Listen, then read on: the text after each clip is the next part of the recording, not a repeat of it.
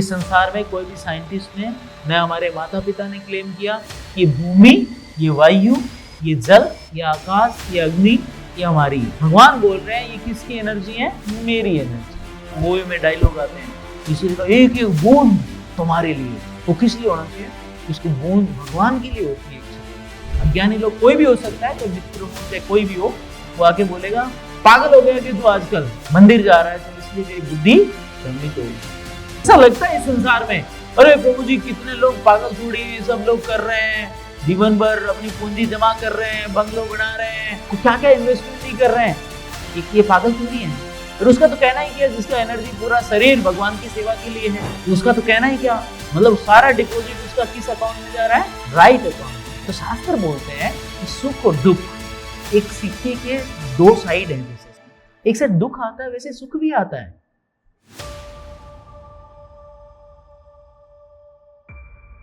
राजा युधिष्ठिर ने कहा, हाय मैं सबसे पापी मनुष्य हूं, जरा मेरे हृदय को तो देखो जो अज्ञान से पूर्ण है।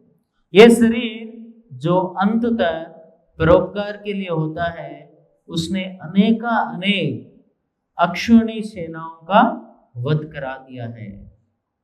अनुवाद दोहराएंगे। राजा युधिष्ठिर ने कहा, हाय, हाय वो नहीं आप लोग जो व्हाट्सएप में लिखते हैं ना, वो दूसरा वाला, दुख वाला, दुख हो रहा है। मैं सबसे पापी मनुष्य हूं, जरा मेरे हृदय को तो देखो जो अज्ञान से पूर्ण है। यह शरीर जो अंततः परोपकार के लिए होता है, उसने अनेक अक्षोहिणी सेनाओं का वध करा दिया। तात्पर्य 21,870 रथों, 21,870 हाथियों, 1,09,650 पैदल, 65,600 घुड़सवार का व्यू क्या कहलाता है? एक अक्षौणी कहलाता है। इतना बड़ा ग्रुप एक अक्षौणी होता है। कुरुक्षेत्र के युद्ध में कई अक्षौणी सेना मारी गई थी। महाराज युधिष्ठिर संसार के सर्वश्रेष्ठ धर्मात्मा राजा होने के कारण इतनी भारी संख्या में जीवों के वध का उत्तरदायित्व अपने ऊपर लेते हैं, क्योंकि ये युद्ध उन्हें ही सिंहासन रूढ़ कराने के लिए लड़ा गया था। यह शरीर आखिर परोपकार के लिए है। जब तक शरीर में प्राण रहता है तब तक ये परोपकार के लिए होता है, और मरने के बाद यही कुत्तों तथा श्रृगालों द्वारा या कीड़ों द्वारा खा लिया जाता है। वे खेदग्रस्त हुए कि इस नश्वर शरीर के लिए इतना बड़ा नरसंहार किया। इसी के साथ तात्पर्य पूर्ण हुआ। ओम अज्ञानतिमिरान्धस्य ज्ञानाञ्जनशलाकया चक्षुरुन्मीलितं येन तस्मै श्रीगुरवे नमः। नमो विष्णुपादाय कृष्णप्रेष्ठाय भूतले श्रीमते भक्तिवेदान्त स्वामिनिति नामिने। नमस्ते सारस्वते देवे गौरवाणी प्रचारिणे निर्विशेषा शून्यवादी पाश्चात्य देशतारिणे। जय श्री कृष्ण चैतन्य प्रभु नित्यानंद श्री अद्वैत गदाधर निवासादि गौर भक्त वृंदा। हरे कृष्णा कृष्णा कृष्णा हरे हरे, हरे राम राम राम हरे हरे। हरे कृष्णा। युधिष्ठिर महाराज का जो दुख है, जो संताप है उनका हृदय में कि इतनी अक्षौणी सेनाएं मारी गई थी वहां पे। एक अक्षौणी में बहुत भारी मात्रा में प्राणी होते हैं, जैसे हमने देखा यहाँ पे 21,870 रथ होते हैं, रथ में घोड़े होते हैं, एक एक रथ में कई घोड़े होते हैं, उसके ऊपर लड़ने वाले बैठे रहते हैं, हाथी होते हैं, हाथी के साथ भी उसको चलाने वाला लड़ने वाला 21,870 होते हैं। 1,09,650 पैदल सैनिक होते हैं और 65,600 घुड़सवार की जो व्यू रचना होती है उसको बोलते हैं अक्षौणी।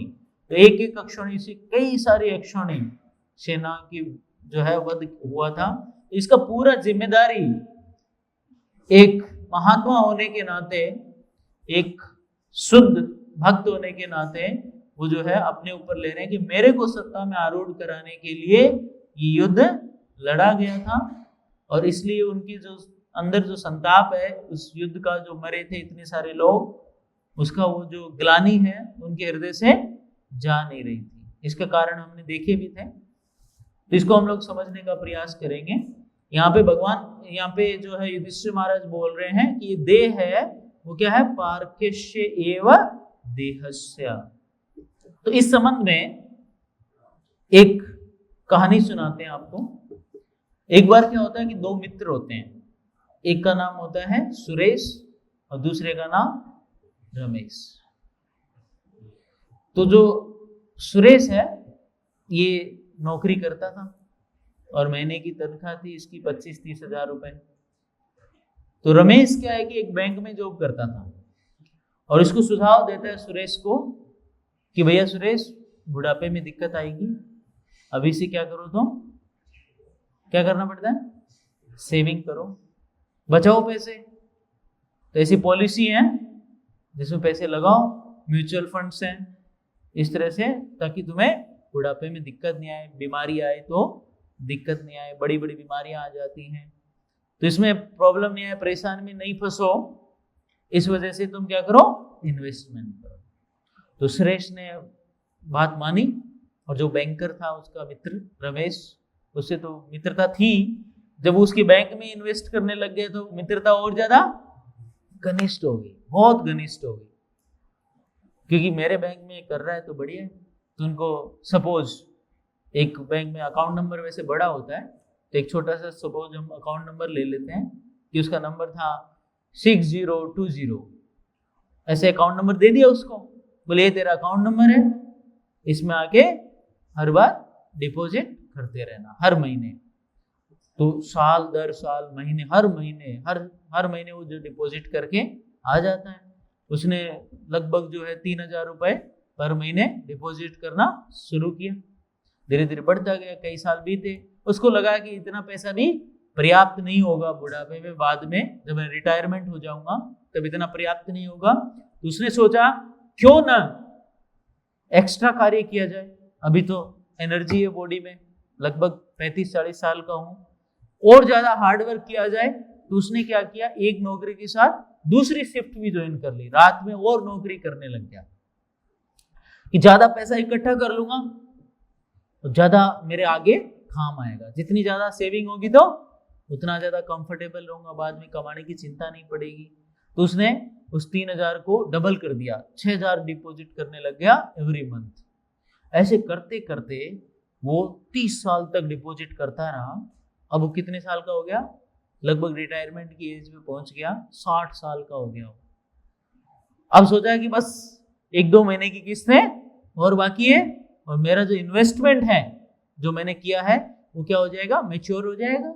उसके बाद तो मैं बैठ के घर में आराम से जिंदगी जीऊंगा, जितनी जिंदगी बची आराम से जीऊंगा।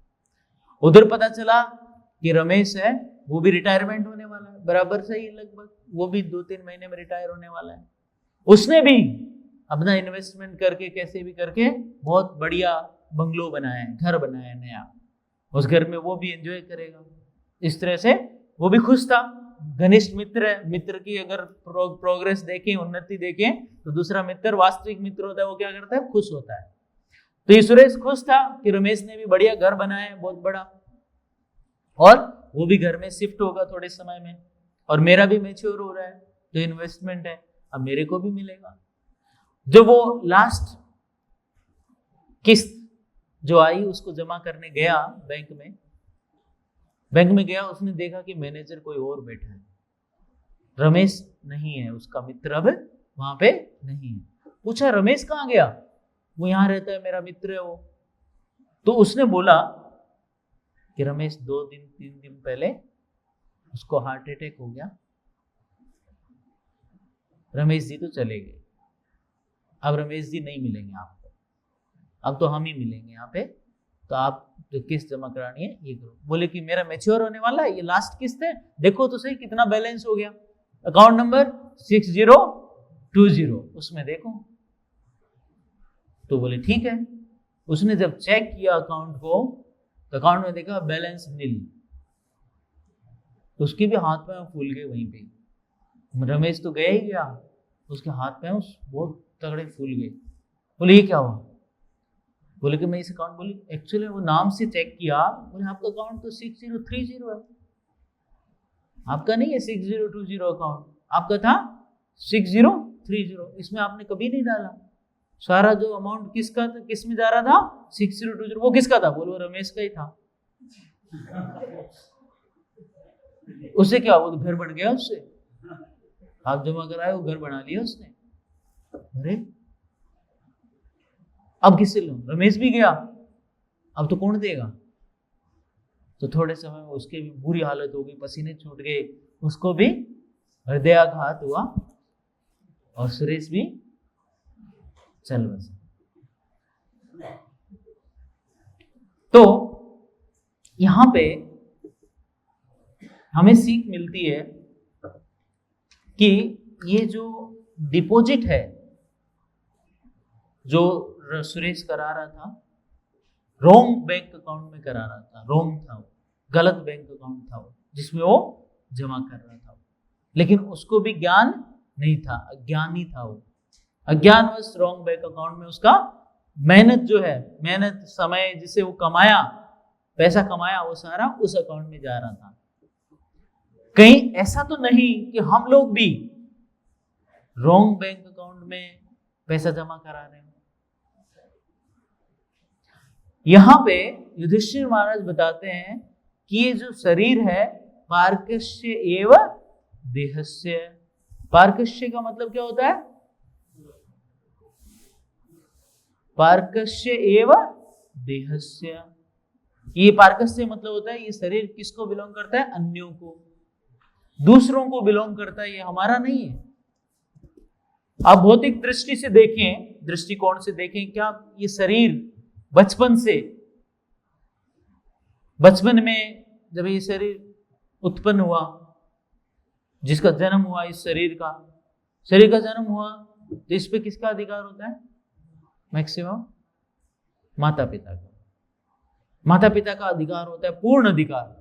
इसलिए देखो आप बचपन में ही बच्चे को बोलते हैं यहां बैठ, यही खाना है तेरे को, खाए, खत्म कर इसको, ये प्लेट में जो दिया है ना, खत्म कर इसको, जूठा बिल्कुल नहीं छोड़ना। खेलने के लिए कहां जाना है? यही खेलना है बाहर। वो बोले नहीं नहीं वहां जाना है मेरे को, नहीं वहां नहीं जाना है, यही खेलना है। तो इसे पूरा कंट्रोल किसका रहता है? माता पिता का। इसका मतलब वो शरीर के जो इंग्रेडिएंट शरीर बना है वो भी किससे बना है? माता पिता की इंग्रेडिएंट सप्लाई। इंग्रेडिएंट किसने दिए? माता पिता ने दिए। तो माता पिता ने दिए तो इंग्रेडिएंट शरीर किसको संबंधित है? इसके ओनर कौन है? माता पिता है बचपन से।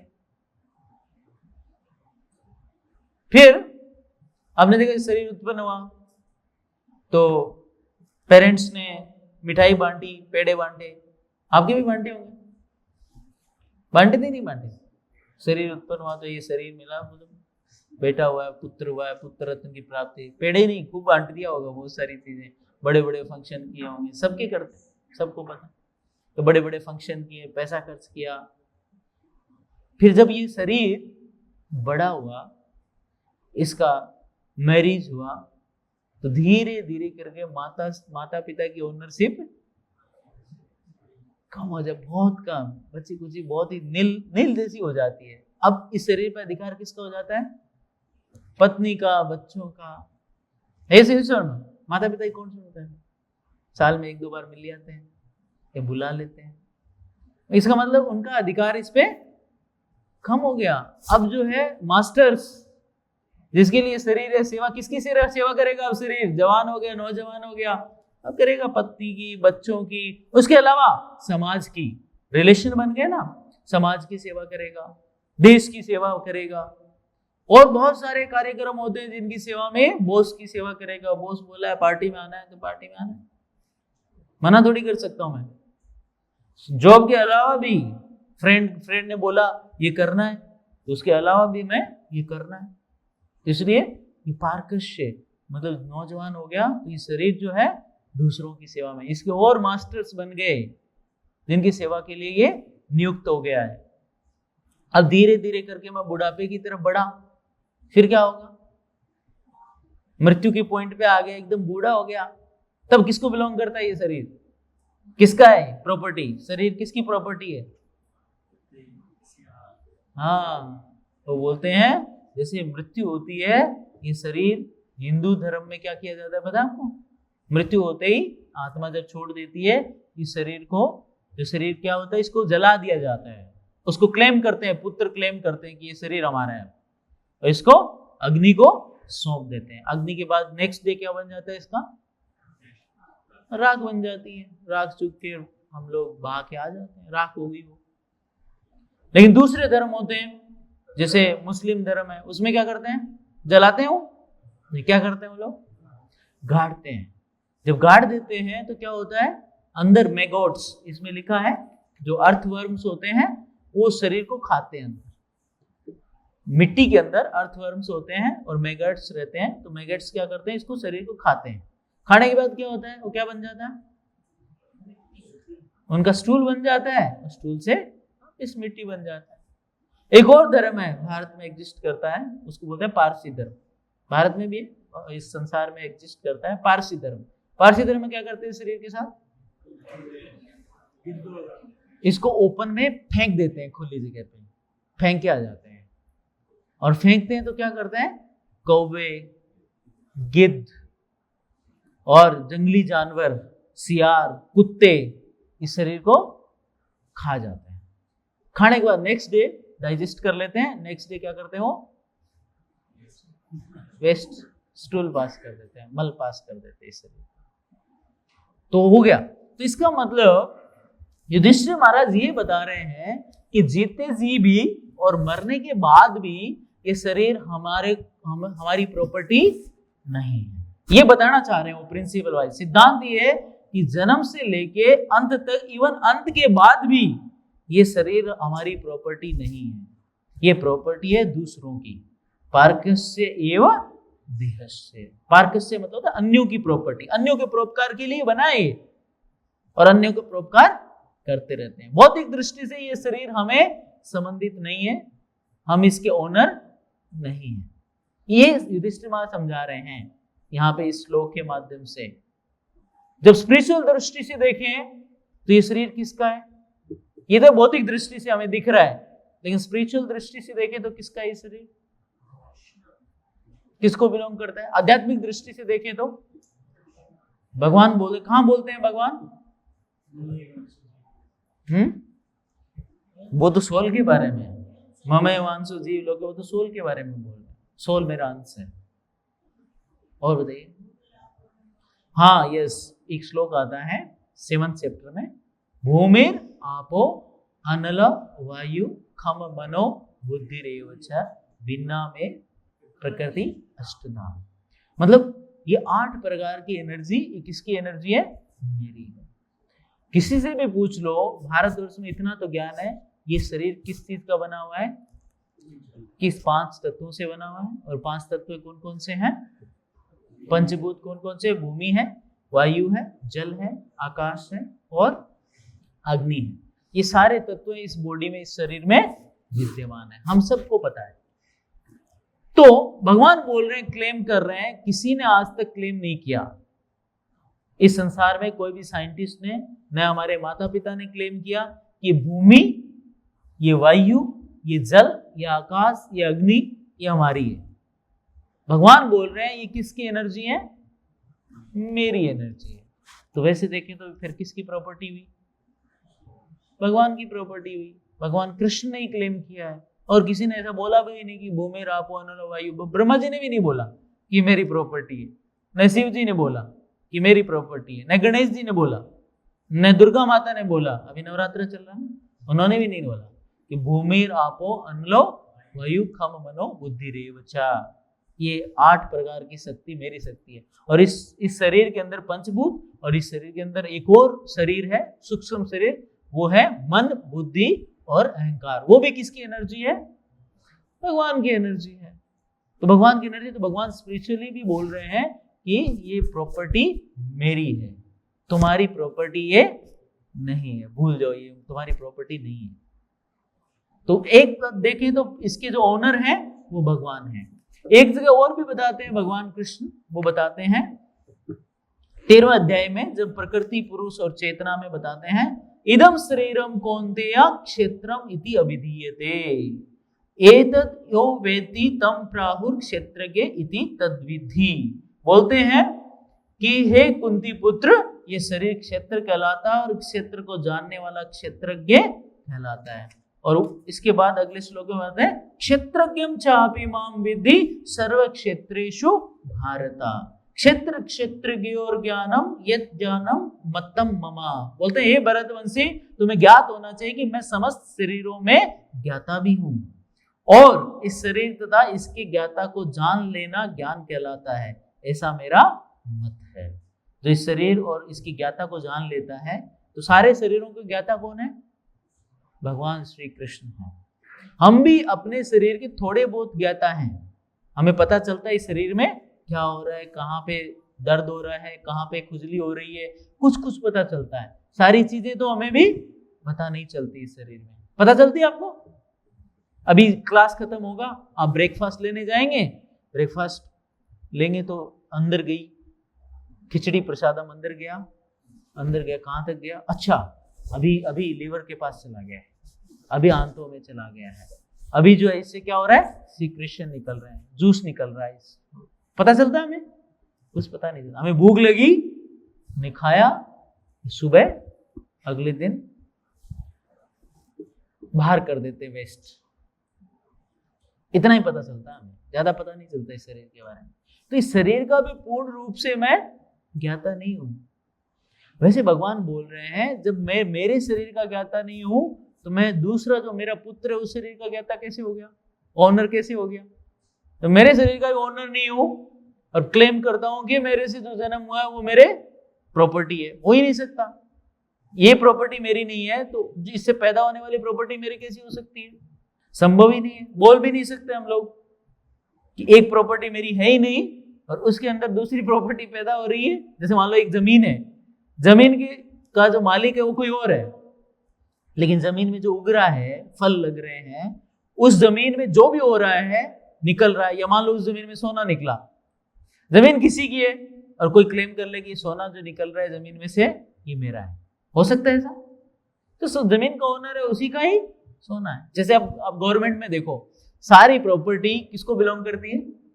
गवर्नमेंट को। हम जहां पे बैठे हमें घर मिलता है तो हमें क्या मिलती है? लीज डीड मिलती है 99 ईयर्स की।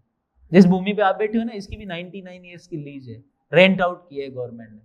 गवर्नमेंट चाहे तो वापस ले सकती है।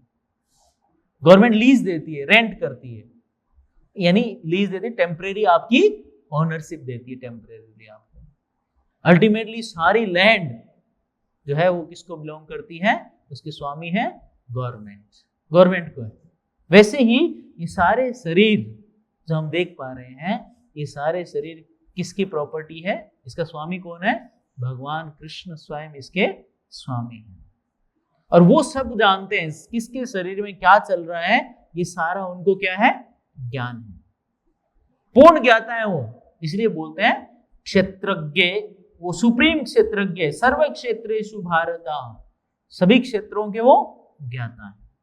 तो इसलिए भगवान जो है बताते हैं स्पिरिचुअली कि ये प्रॉपर्टी, ये शरीर मेरे को बिलोंग करता है, मैं इसका ज्ञाता हूं, मैं इसका नोअर हूं। तो इसलिए व्यक्ति को चाहिए कि वो शरीर और उसकी ज्ञाता के बारे में ज्ञान लेना चाहिए उसको, यानी इस शरीर को भी समझे, प्रकृति को समझे इस शरीर की, दूसरा भगवान जो इसके शरीर के स्वामी है उसको समझना चाहिए उसको। इस तरीके से जो युधिष्ठिर महाराज बताना चाह रहे हैं हमें कि शरीर स्पिरिचुअली और मेटेरियली दोनों तरीके से हमारे काबू में नहीं, हमारे कंट्रोल में नहीं है और हम इसके स्वामी नहीं हैं। तो ये हमें समझाना चाहते हैं युधिष्ठिर महाराज। तो फिर ये किस लिए है ये बताते हैं, ये दूसरों के परोपकार के लिए है, जन्म से लेकर अंत तक, और मरने के बाद भी इस शरीर से जब प्राण निकल जाएंगे तब भी ये दूसरों के ही परोपकार के लिए ही काम आएगा।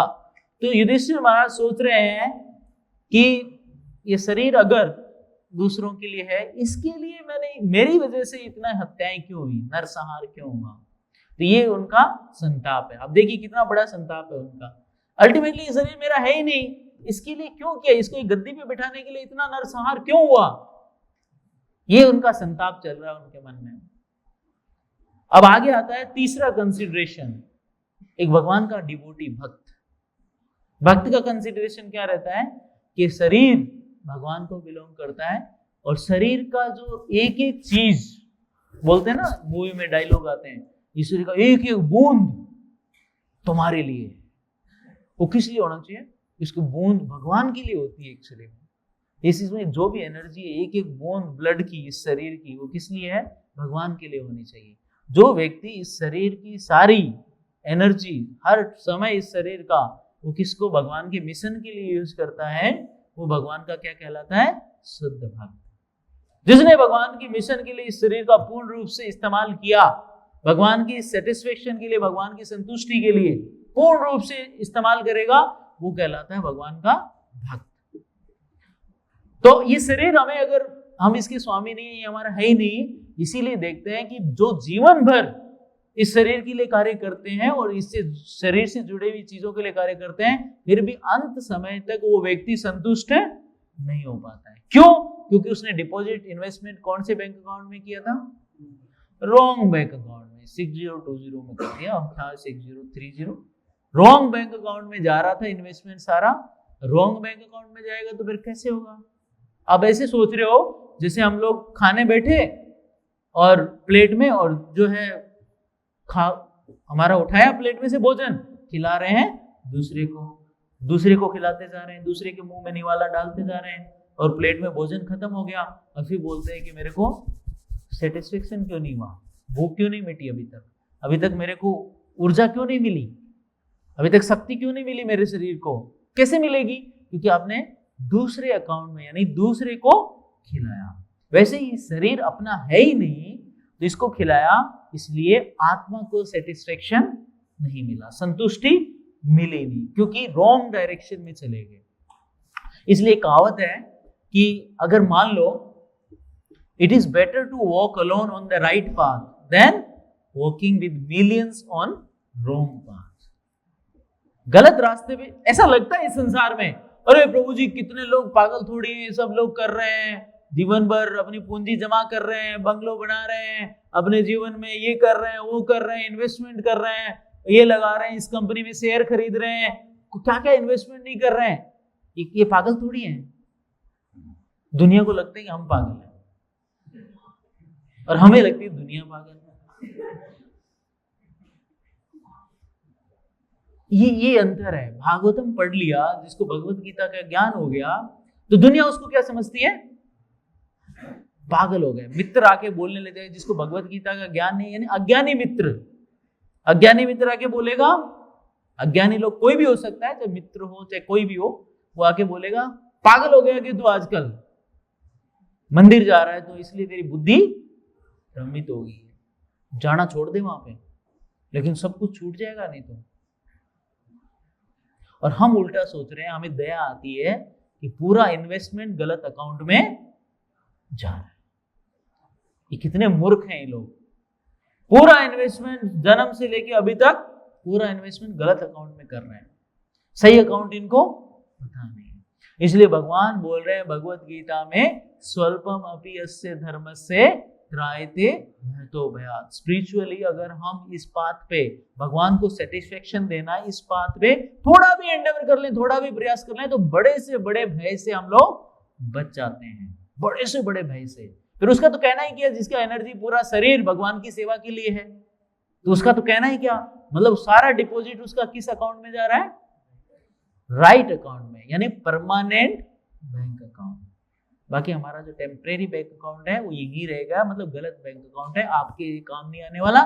इसलिए व्यक्ति पूरे जीवन भर इस शरीर के लिए जीता है, शरीर को डेकोरेट करता है, शरीर को कंफर्ट देता है, अपने से जुड़े हुए सगे संबंधियों को कंफर्ट देता है, गिफ्ट देता है, ये करता है वे करता है, फिर भी अंत में न तो इस शरीर से मैं सेटिस्फाइड हूं, न मेरे से जुड़े हुए लोग सेटिस्फाइड है। अंत में ये बोलेंगे कि बेटा कर नहीं पाया तू हमारे लिए कुछ भी, बस ऐसे ही रह गया, हमारी इच्छाएं तो बहुत थी पर तू कम ही कर पाया बेटा, बहुत कम, ठीक है रहने दे, अब मेरे से क्या ही उम्मीद करें हम।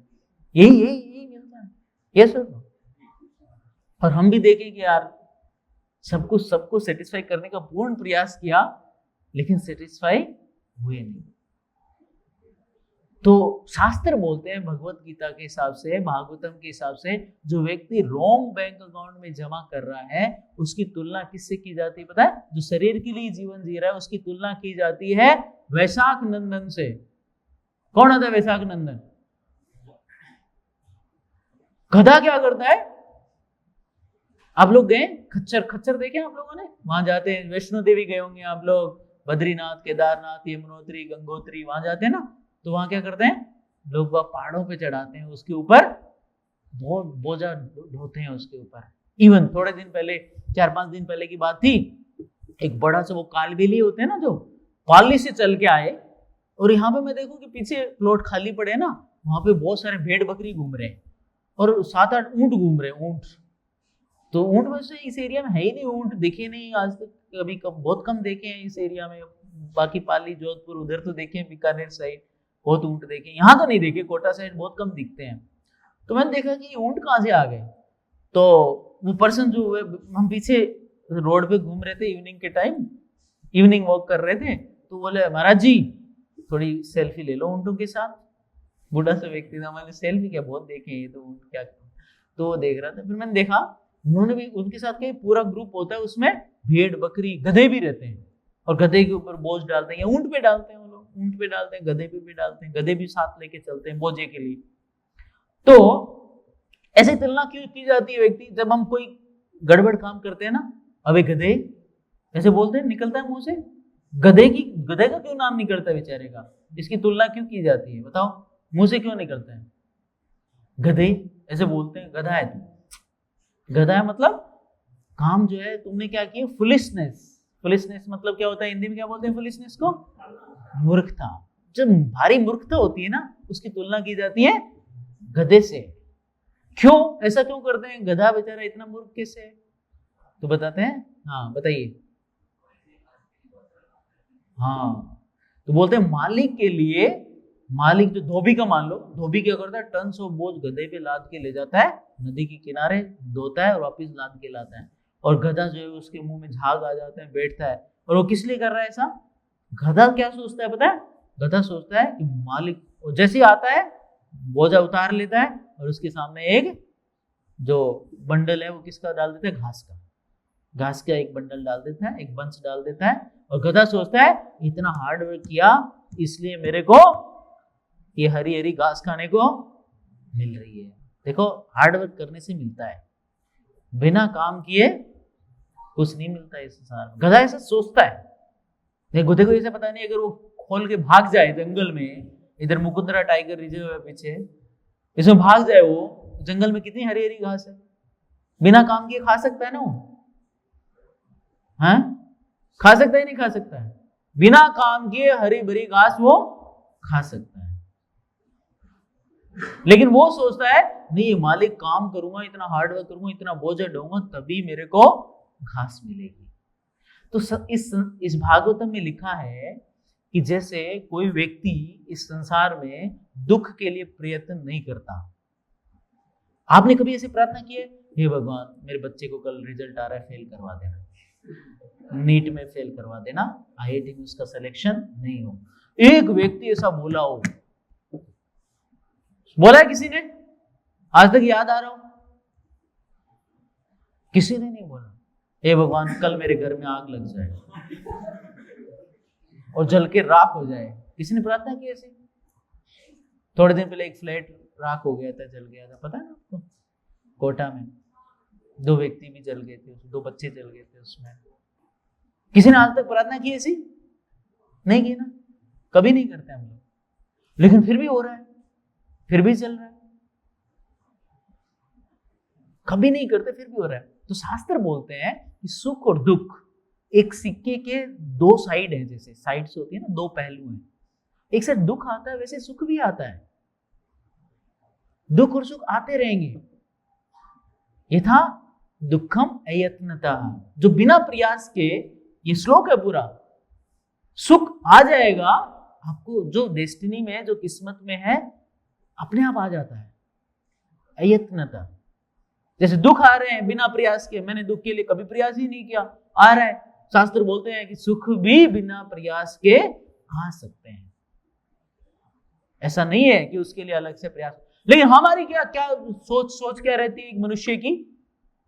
सुख के लिए तो बहुत वर्क करना पड़ेगा, बहुत हार्ड वर्क करना पड़ेगा, तभी मिलेगा ही, इसके अलावा मिलेगा नहीं। रॉन्ग बैंक अकाउंट, इसमें डिपॉजिट करना पड़ेगा, टेम्परेरी बैंक अकाउंट। कई बार हो सकता है कि हमें ये डाइजेस्ट करने में थोड़ी दिक्कत आए कि कैसे हो सकता है कि मैं ड्यूटी नहीं करूं। ऐसे नॉर्मल जो मेरे को कार्य करना है, शास्त्रों के हिसाब से हमारा वैदिक कल्चर ऐसा था कि उसमें ब्राह्मण, क्षत्रिय, वैश्य और शूद्र, इसमें से जो कार्य करता था वो कौन करता था? वैश्य। ब्राह्मण जो है न नौकरी करता था न अपने लिए कार्य करता था, वो संतुष्ट रहता था। मिनिमम जो जिस वजह से आ जाए वो ज्ञान देता था, सोसाइटी को, समाज को ज्ञान देता था। जो आ जाए मैं ज्ञान दे रहा हूं, कोई ओब्लाइज होकर जो दे जाए, नहीं देगा, जो फसल काट ले जाते हैं ना खेतों में, उसके बीज जो बच जाता है, उसके बाद जो चावल गिर गए, ये गिर गया, वो गिर गया, उसको उठा के करके कर लेगा, उससे जीवन यापन कर लेता था। क्षत्रिय भी काम नहीं करता। क्षत्रिय क्या करता है? टैक्स, वो एडमिनिस्ट्रेशन करता है, वो टैक्स कमाता है। लेकिन कृषि गौरक्षा करता है वैश्य। और शूद्र जो है, इन सब तीनों जो डिपार्टमेंट है, ब्राह्मण, क्षत्रिय, वैश्य, इनकी हेल्प करता है।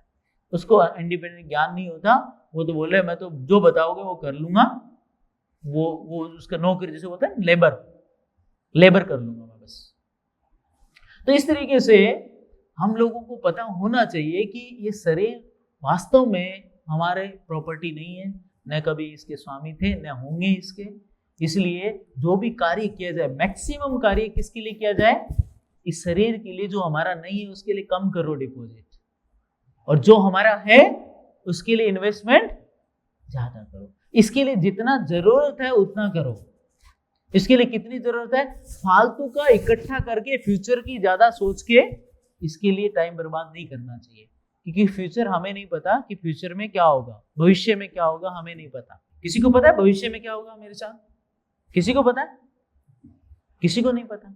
डेली न्यूज़पेपर्स में आती है, 2-2, 3-3 पृष्ठ भरे के रहते हैं, तीये की बैठक, तीये की बैठक, तीये की बैठक। देखा आप लोगों ने? उनको भी नहीं पता था, पूछ के आना, घर जाना उनके और पूछना, बोले इनको पता था क्या? वो बोले इनका हमें तो थोड़ी पता था, ये चले जाएंगे, हमें थोड़ी पता। तो किसी का फ्यूचर नहीं पता, और उसके लिए इतना सोच के और रॉन्ग बैंक अकाउंट में जा रहा है। क्योंकि परमात्मा हमारा हो भी तो देखें। और इसके लिए कितने पाप कर्म कर रहे हैं लोग बाग। झूठ बोलना पड़ रहा है इसके लिए। कमाई के लिए क्या करते हैं? झूठ बोलते हैं, चोरी करते हैं, टैक्स चोरी करते हैं, इतना झूठ बोलते हैं, करप्शन करते हैं, भ्रष्टाचार करते हैं कमाने के लिए। ये सब पाप कर्म कर रहे हैं। किसके लिए? हमारा हो तब तो देखें। वैसे भी हमारा नहीं है शरीर भी हमारा नहीं है, और शरीर के लिए कार्य किए गए वो भी हमारा नहीं है। तो फिर क्यों करना इतना पाप कर्म? आपने सुना होगा मृगारी की स्टोरी। मृगारी जानवरों को मारता था, किसके लिए? शरीर के लिए, पाप कर्म कर रहा था। जब नारद मुनि ने उनसे पूछा, घर जाके पूछ के आओ एक बार कि इसका जो पाप कर्म आएगा, जो दुख आएंगे, क्या वो तुम्हारे घर वाले, पत्नी, बच्चे और माता पिता इसका भाग उठाएंगे, बांटेंगे तेरे साथ? पूछ के आया तो बोले नहीं, हम तो क्यों बांटेंगे, वो तेरे कर्म है, हमें तो खाने को मिल रहा है। बहुत बढ़िया। ये सेम स्टोरी हुई थी, पता है किसके साथ हुई थी? रत्नाकर, वाल्मीकि थे ना, वाल्मीकि, वो भी ऐसे ही करते थे। डाकू काटते थे, मारते थे, लूटते थे, जंगल में लूट मार करके कमा के और घर ले जाते थे। किसी की उंगली काट ले जाते, उसके सोने का छीन लाते, किसी का गला काट देते थे, उसका सोने के जेवर वगैरह ले जाते थे और अपनी पत्नी, अपने बच्चे, अपने माता पिता को देते थे। नारद मुनि पहुंचे वहां पे, क्यों इतना पाप कर्म कर रहे हो दूसरों के लिए, तुम्हारा भी नहीं है, न शरीर है तुम्हारा। तो उन्होंने ज्ञान दिया, बोले काम करो, तुम पूछ के आओ घर पे जाके कि जो मैं ये कर रहा हूं इससे पाप कर्म आएंगे, दुख आएंगे। पाप कर्म करेंगे तो दुख आएंगे, तो हमने किए हुए पहले, तो दुख झेलने में क्या है, दुख तो आएंगे आएंगे, किए हुए हमने पाप कर्म। तो वो घर में पूछ के आया, तो माता पिता ने, पत्नी ने, बच्चों ने बोल दिया तेरे कर्म है, तू जा, हमें तो खाना पीना मिल रहा है, सब बढ़िया चल रहा है, ये तो हम क्यों बांटेंगे तेरा पाप कर्म। वापिस आते हैं दुखी मन से, नारद मुनि को बांध के जाते हैं, बोले भाग मत जाना इधर से। बोले नहीं जाऊंगा, मैं कहाँ जाऊंगा। तो नारद मुनि बोलते हैं, वो दुखी होता है तब उसको बोलते हैं इतना पाप किए थे उसने, बहुत ज्यादा पाप किए थे, उसको बोले राम का नाम जप कर ले। तो बोले नहीं आ रहा, राम नहीं कर पा रहा हूं। तो उल्टा कर लो, मरा मरा करने लग जाओ, तो मारे बहुत है सबको। तो इस वजह से उल्टा नाम जप करने से भी भगवान का, क्योंकि उसने स्पिरिचुअली भगवान की सेटिस्फेक्शन के लिए अब कार्य करना शुरू कर दिया था। तो जितना जल्दी हो सके हमें समझना चाहिए कि शरीर, ये संसार, ये प्रॉपर्टी, ये हमारी नहीं है। शरीर ही नहीं तो प्रॉपर्टी कहाँ से होगी हमारी। तो जितना जल्दी हो सके खुद के लिए कार्य करना शुरू कर दो, स्वयं के लिए। स्वयं कौन है, वो भगवत गीता पढ़ो, आपको समझ में आएगा। स्वयं मैं आत्मा हूँ, भगवान का अंश हूँ, और भगवान की कार्य के लिए प्रॉपर्टी, शरीर भी भगवान का है, और भगवान के लिए इसको यूज करना है, भगवान की सेवा में इस शरीर को लगाना है। तो आज से जितना इन्वेस्टमेंट हम जल्दी से जल्दी, अब जितना लेट हो गए उतना कम इन्वेस्टमेंट होगा, क्या करें हम, लेट हो गए तो हो गए, लेकिन it is better to be late than never. कभी नहीं से तो अच्छा है कि जल्दी से जल्दी शुरू करें। तो जितना इन्वेस्टमेंट है, जो भी है, शरीर है, जो भी हमारे पास, हमें भगवान की सेवा के लिए इसको लगाना चाहिए। और वो डिपॉजिट होगा कौन से अकाउंट में, राइट अकाउंट में, जिसको बोलते हैं हम लोग permanent bank account, PBA, PNB नहीं, PBA, permanent bank account. Permanent bank account में हो जाएगा जमा, तो आप देखेंगे आपको इसका आप आनंद उठा पाएंगे। आपका जो रियल एडवांसमेंट होगा, आपको इससे क्या मिलेगा, आपको संतुष्टि मिलेगी। संतुष्टि मिलेगी कि मैंने गलत काम नहीं किया, मैंने रॉन्ग डिपॉजिट नहीं किए। आपको संतुष्टि मिलेगी, अंत तक आप संतुष्ट रहेंगे। और आपको किस रूप में मिलेगा रिटर्न, रिटर्न मिलेगा आपको ट्रांसेंडेंटल हैप्पीनेस के रूप में, ट्रांसेंडेंटल संतुष्टि, ट्रांसेंडेंटल जो सेटिस्फेक्शन मिलेगा आपको अंदर से सेटिस्फेक्शन। मैं सेटिस्फाइड हूं, जो भी है मेरे पास मैं सेटिस्फाइड, ऐसा आपको फीलिंग आएगी अंदर से, एक दिव्य फीलिंग आएगी कि मेरे को नहीं चाहिए, बहुत मैं संतुष्ट हूं, जो है मेरे पास संतुष्ट, जो भगवान नहीं दिया मैं संतुष्ट। हैंकरिंग नहीं होगी, तृष्णा, लोभ, क्रोध, दूसरे के प्रति हिंसा, द्वेष, ये सब चीजें खत्म हो जाएंगी अगर हम इस शरीर को भगवान की सेवा में इसको नियुक्त कर दें, तो प्रयुक्त कर दें इसको, तो हमें को वास्तविक संतुष्टि मिलेगी। इसका मतलब समझ जाओ, आपको संतुष्टि मिल रही है, इसका मतलब आपका जो इन्वेस्टमेंट राइट अकाउंट में। अगर आप खा रहे हो, ऑटोमेटिकली आपको कोई सर्टिफिकेट देने की जरूरत नहीं होती। प्रभुपाद जी बोलते हैं आप खा रहे हो तो आपका जो है, आपको एनर्जी, आपको शक्ति, आपको ऊर्जा, आपको जो है फील होगी ऑटोमेटिकली। आपकी भूख भी शांत हो जाएगी, अंदर पीड़ा नहीं होगी, पेट में भूख पीड़ा देती है अंदर, तो पीड़ा खत्म हो जाएगी, सब पीड़ाएं खत्म हो जाएगी, आप संतुष्ट हैं, भगवान पे आश्रित है, भगवान जो चाहे वो करें। लेकिन सबसे बड़ा रोग आज बहुत मुश्किल है ये फेथ आना, बहुत हार्ड। लेकिन अगर हम पढ़ें, भक्तों का संग करें, सुने, डेली भगवान के नाम का जप करें, तो रेगुलरली अगर हम करते जाएंगे तो हमें संतुष्टि आ जाएगी कि हमें भगवान के लिए इन्वेस्टमेंट करना है, रॉन्ग इन्वेस्टमेंट नहीं करना है, हमें राइट इन्वेस्टमेंट करना है। तो युधिष्ठिर महाराज यही बताना चाह रहे हैं हमें कि इस वजह से जो है मैंने इस शरीर के लिए सब किया, तो हमें समझाना चाह रहे हैं कि इसके लिए, शरीर के लिए इतना जरूरत नहीं है। हालांकि भगवान ने, जैसे अर्जुन था शुरू में, अर्जुन ने क्या किया, अर्जुन भी बैठ गया, अरे इतना नरसंहार क्यों करना भगवान, मैं तो नहीं लड़ने वाला। हाथ से धनुष छूट गया, कांपने लग गया, पसीने छूट रहे हैं, और बैठ गया रथ पे।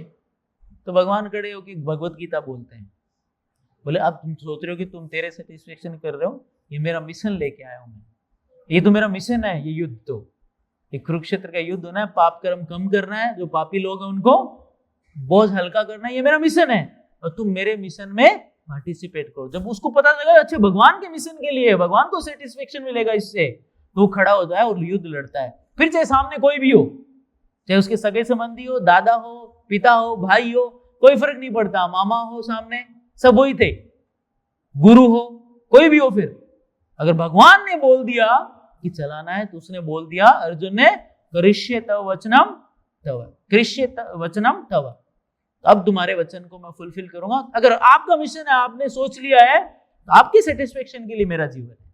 तो उसने लड़ा, फिर अर्जुन लड़ा। लेकिन युधिष्ठिर महाराज, अब देखो युधिष्ठिर महाराज पायस धर्मात्मा राजा हैं, लेकिन भगवान ने उनको बोला झूठ बोलने के लिए, झूठ बोलो, तो युधिष्ठिर महाराज ने मना कर दिया, नहीं नहीं नहीं, मैं झूठ नहीं बोल सकता, झूठ बोलना संभव नहीं। इसलिए अर्जुन को युधिष्ठिर महाराज से भी हायर ग्रेड डिवोटी मानते हैं।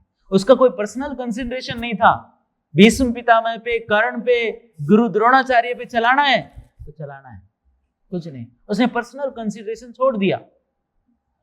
तो पर्सनल कंसिडरेशन भगवान की सेवा में छोड़ देते हैं हम लोग, पर्सनल कंसिडरेशन, तो इसका मतलब वो एक शुद्ध भक्ति मानी जाती है। अन्याभिलाषिता शून्य, रूप गोस्वामी बोलते हैं अन्य अभिलाषा नहीं। इसका मतलब अभिलाषा है हमारी, अभिलाषा क्या है? भगवान को संतुष्ट करना, ये हमारी अभिलाषा है। भगवान को खुशी देना, भगवान की संतुष्टि के लिए कार्य करना हमारी अभिलाषा है। लेकिन अन्य अभिलाषिता मतलब और कर्म करना, वो करना, वो दूसरों को सेटिस्फाई करना, ये हमारी अभिलाषा नहीं है, ये हमारी अभिलाषा। इसलिए बोलते हैं शुद्ध भक्ति उसको बोलते हैं अन्याभिलाषिता शून्य। एक लास्ट है, ये जो सबसे बड़ा उदाहरण है अन्याभिलाषिता शून्यम का, इससे मेरे को कोई फर्क नहीं पड़ता, वो है जो ब्रज की गोपीज है, वो है। एक बार भगवान कृष्ण द्वारका में होते हैं और वो एक दिन क्या करते हैं, प्रिटेंड करते हैं कि मैं बीमार हो गया, मेरा सर दर्द कर रहा है, मेरा बहुत तगड़ा सर दर्द हो रहा है, और सबको बोल दिया कि भगवान तो बीमार है। बोले क्या हो गया भगवान को, दवा क्या है? बोले दवा, वैद्य हकीम आए, सबने चेक किया, समझ में नहीं आ रहा है साहब, आपको बीमारी क्या है? हमें बिल्कुल भी समझ नहीं आ रहा है, आप ही बताओ दवा, आपको बताओ। बोले कि हो सकता है कि मेरे भक्तों की चरणों की धूली मिल जाए और वो मेरे सर पे, माथे पे लगाई जाए तो मेरा सर दर्द शांत हो सकता है, मेरी बीमारी जा सकती है। तो सबसे बोला, द्वारका में घूमे सब लोग, बोले कौन सा भक्त है जो चरण धूली देगा भगवान के सर पे लगाने के लिए, भगवान के सिर पे लगानी है। तो सबसे पूछा गया, ब्राह्मणों से, बड़े बड़े भक्त थे विष्णु भगवान कृष्ण के, सबसे पूछा, सबने मना कर दिया। बोले नहीं नहीं, हमें लाखों करोड़ों जन्म नरक में सड़ना नहीं। भगवान के सिर पे मेरे, एक तरह से देखो भगवान, मेरे पैर जो भगवान के सिर पे रखना, सोच सकते हैं हम लोग कभी हमारे पैर भगवान के सिर पे रखना, या हमारे चरणों की जो धूल है उतार के भगवान के सिर पे लगा, कोई सोच सकता है? सब लोगों ने मना कर दिया, बोले नहीं। फिर नारद मुनि से पूछा, तो नारद जी आप भी तो मेरे भक्त हैं, उसमें से एक है, आप दे दो अपनी। नहीं नहीं नहीं भगवान, अनंत काल तक मेरे को नरक में सड़ना पड़ेगा, ये तो मेरे को मंजूर नहीं है।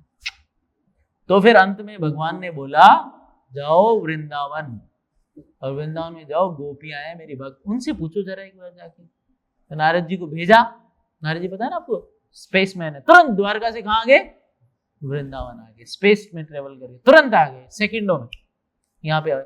और गोपीज को बोले, गोपीज देखते नारद जी प्रणाम, नारद जी बोल रहे हैं, नारद जी थोड़े से चिंतित लग रहे थे।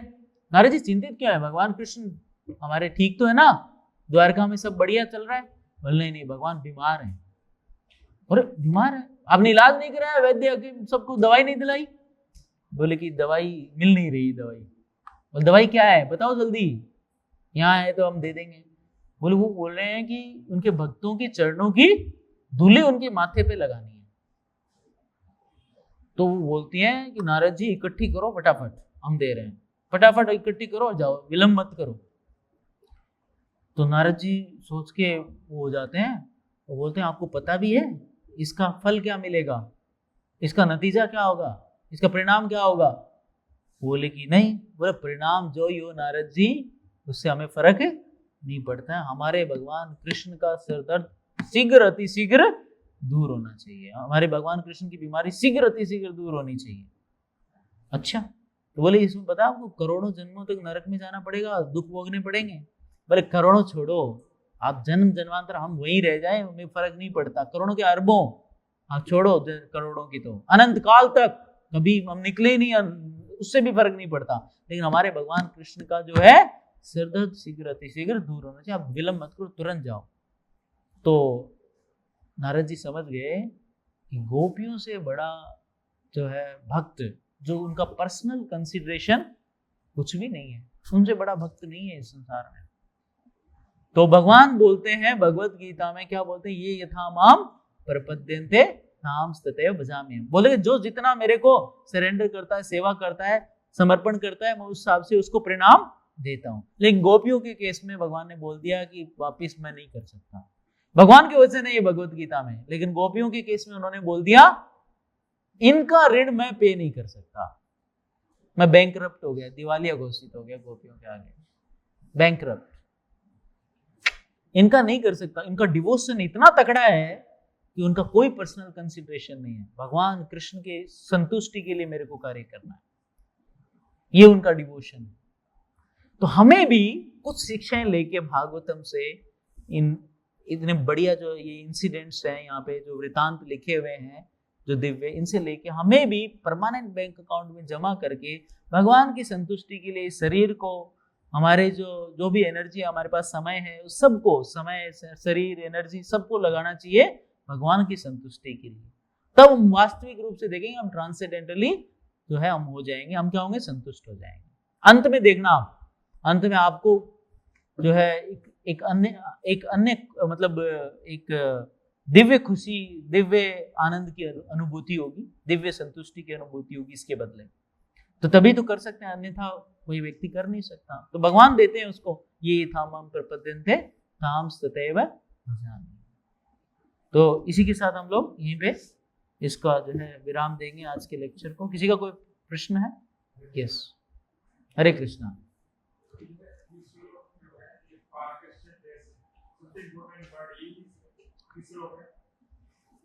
हाँ, सारे इंपॉर्टेंट है, बट जैसे अपन एक्सप्लेन करते हैं कि ये शरीर जो है इसका दूसरों को परोपकार के लिए बना हुआ, ये शरीर जो है मेरे लिए नहीं है ये शरीर, इसलिए ये इंपॉर्टेंट वर्ड है, पार्कस्य एव देहस्य।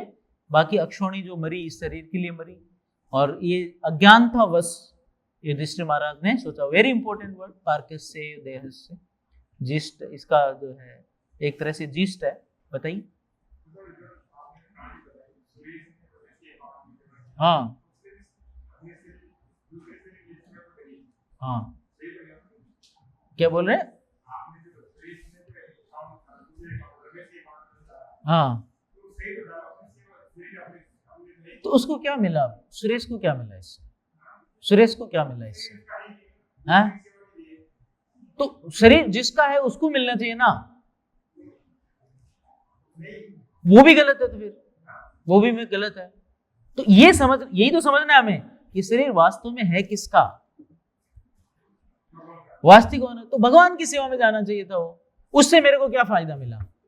क्या मैं उस घर में रहा जाके? वो नहीं जानता भगवान के अंश से, रमेश थोड़ी जानता था भगवान के अंश से। नहीं, भगवान आपको, चलो आप एक काम करो, फिर आपकी सैलरी आज से हरे कृष्णा मूवमेंट के अकाउंट में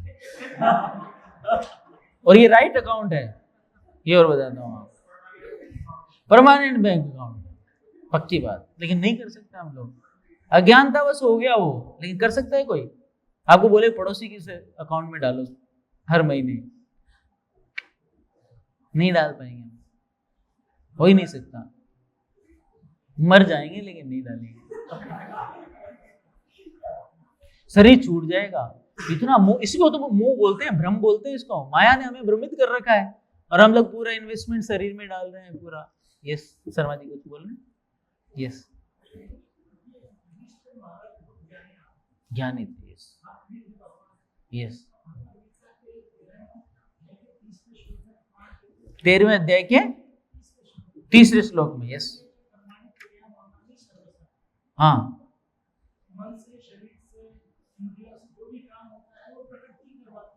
हाँ,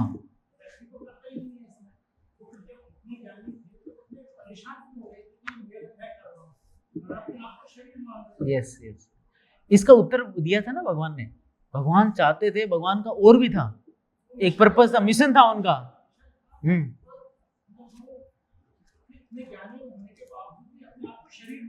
यस, क्योंकि भगवान ने उनका वो ज्ञान कवर कर रखा था टाइम बीइंग के लिए। हाँ वही, हाँ बस वही थोड़े समय के लिए भगवान ने कवर कर दिया, उस ज्ञान को लुप्त करा दिया। जैसे अर्जुन भी भगवान का नित्य संगी है, उसको तो नहीं पता कि शरीर है और मेरे को ड्यूटी है, क्षत्रिय की ड्यूटी है, मेरे को करनी है, सब पता है उसको अर्जुन को, लेकिन फिर भी भगवान ने उसको कवर कर दिया और वो विलाप करने लग गया। उसको भी ज्ञान है, पूरा पूर्ण तरीके से ज्ञान है। जैसे आपने देखा परीक्षित महाराज जब घूम रहे हैं, उनको पता है मरते समय क्या करना है मेरे को, लेकिन उनको क्या है कि संसार के लिए भागवतम बोलनी है, डिटेल में भागवतम बुलाने, तो उन्होंने जाके आपने देखा कि उनका जो प्रश्न है उसका उत्तर उन्होंने बोला कि मरता हुआ व्यक्ति को क्या करना चाहिए, अंत में जो मरने वाला व्यक्ति उसका क्या ड्यूटी है, क्या कर्तव्य है। तो बाद में वो खुद ही अपने प्रश्न का उत्तर देते हैं। आपने देखा होगा वो क्या बोलते हैं, क्या मेरे को कृष्ण के बारे में सुनना चाहिए। तो फिर वो बोलते हैं वरियान, जो सुखदेव गोस्वामी बोलते हैं वरियान ऐसे ते प्रश्न बोले करतो लोकहितम नृपा, बोलते ये लोकहित के लिए आपका प्रश्न जो है, बिल्कुल भगवान कृष्ण के बारे में आपको सुनना चाहिए। खुद ही उत्तर दे रहे हैं, सोचो, पहले पूछ रहे हैं मरते हुए आदमी के क्या कर्तव्य, क्या सुनना चाहिए। अब परीक्षित महाराज खुद ही बोल रहे हैं क्या मेरे को परम पुरुषोत्तम भगवान कृष्ण के बारे में सुनना चाहिए मेरे को। तो ये सुखदेव गोस्वामी बोलते हैं, और सुखदेव गोस्वामी उस प्रश्न को जो है प्रेज करते हैं, उसकी प्रशंसा करते हैं। तो ये जो लीलाएं जो परीक्षित महाराज, अर्जुन, युधिष्ठिर इनके साथ हुई, कुंती महारानी इनके साथ लीलाएं हुई, ये जो सारे भगवान करवाते हैं टाइमिंग के लिए। लेकिन हम सोचते हैं कि हम इतने बड़े भक्त नहीं, हमसे करवा रहे हैं। ऐसा नहीं, हमसे तो माया करवा रही है। वास्तविक तो ज्ञान यही है कि हमसे तो माया करवा रही है, हमारा टाइम वेस्ट करवा रही है और कुछ नहीं। भगवान की है, बिल्कुल है भगवान की है, लेकिन भगवान ने उसको नियोजित किया हमें सुधारने के लिए। भगवान ने सुधारने के लिए, भगवान का पर्पस ये नहीं कि हम माया में पड़े रहें, भगवान का पर्पस दूसरा है। भगवान माया के हाथ में डंडा दिए है ना, तो डंडा दूसरा है कि हम लोग सुधर के भगवान के पास आ जाएं, भगवान की संतुष्टि के लिए कार्य करना शुरू कर दें। ये उसका वास्तविक उद्देश्य है, इसलिए माया डंडे मारती है। यस, और किसी का कोई प्रश्न? Yes, by following their footsteps, जो उन्होंने बोला है वो हमें फॉलो करना है। उनसे पहले भी प्रभुपाद की इंस्ट्रक्शन जो दिए, क्या हम पूरी तरीके से फॉलो कर रहे हैं वास्तविक तरीके से, जो प्रभुपाद जी बोलते हैं। तो उनको पढ़ के, उनको जान के, और उन्होंने जो इंस्ट्रक्शंस दिए हैं सारे, किस तरीके से आदमी को जीवन जीना चाहिए। जैसे रूप गोस्वामी का है, रूप गोस्वामी का एक बुक है, आपने देखा उपदेशामृत, पढ़ा है आप लोगों ने उपदेशामृत? क्या उपदेशामृत को हम फॉलो कर रहे हैं पूरी तरीके से? तो नहीं कर रहे तो अटैचमेंट हो जाएगा। वो उपदेशामृत को फॉलो कर रहे थे, उन्होंने उपदेशामृत दिया, वो फॉलो कर रहे हैं। उपदेशामृत में कितने श्लोक हैं? 11 श्लोक हैं। पढ़ने में तो कोई भी पढ़ लेगा, 2 दिन में पढ़ लेगा उस बुक को, पढ़ना चाहिए तो, लेकिन उसको पालन करने के लिए पूरा जीवन भी कम पड़ जाता है ना। आप सोचो, शुरू से ही एक प्रिंसिपल है, अत्याहार प्रयासस्य प्रजल्पो नियमाग्रह, लोल्यम, जो सारी चीजें हैं किस तरीके से करना, उसको याद रखना। उसको पालन करने के लिए हमें कितने वर्ष लग जाएंगे। जब हम पालन करेंगे, ऑटोमेटिकली हमारे नेचर में अटैचमेंट, मोह, जिसको अटैचमेंट बोलते हैं, मोह वगैरह सब गायब हो जाएंगे। तो प्रभुपाद जी ने ये बताया कि हम अच्छे से ऑफेंसलेसली अगर भगवान का जप करते हैं तो उसको पालन करने की हमारे अंदर शक्ति आती है। हमें ऑफेंसलेसली करना है, जब भी ऑफेंसलेस। विद ऑफेंसेस करेंगे तो हमें टाइम ज्यादा लगेगा। जैसे अमिताभ सेन बता रहे थे ना, गीली लकड़ी, उसको सूखने में फिर टाइम लगेगा, फिर वापस हम गीली कर देते हैं, फिर सुखाते हैं, फिर गीली कर देते हैं, फिर बाहर जाते हैं, वो वाली बात, तो उसको टाइम लगेगा। ऑफेंसलेस चैंटिंग और केवल अभिलाषा भगवान की सेवा।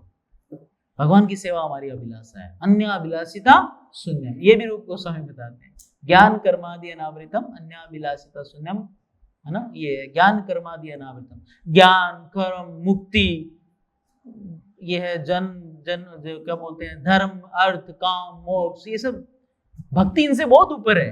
सीधा अन्याभिलाषिता शून्यम ज्ञान कर्मादि अनावृतम, इनसे आवृत होने की जरूरत नहीं है। इनको छोड़ो, ज्ञान कर्म सब। ज्ञान से क्या मिलेगा? मुक्ति मिलती है, और मुक्ति से भी बड़ी कौन है? भक्ति है। अगर डायरेक्टली हम भगवान की सेवा में लग जाए, हमारी इंद्रियां, हमारा समय, हमारा शरीर भगवान की सेवा में लग जाए, भक्ति। ऋषिकेन ऋषिकेश सेवनम भक्तिर उच्यते, उसको भक्ति बोलते हैं। तो यस,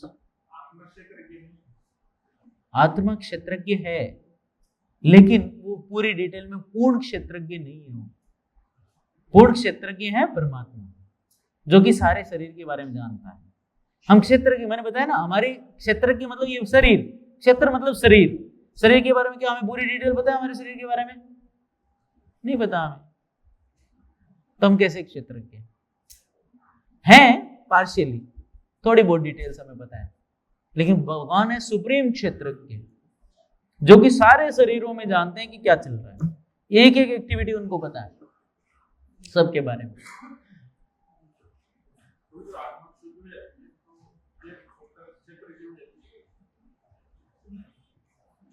नहीं, शुद्ध हो जाती है इसका मतलब क्या? तो उसको स्पिरिचुअल देह मिल जाता है, अपना ओरिजिनल स्वरूप मिल जाता है, शुद्ध हो गई पूर्ण रूप से।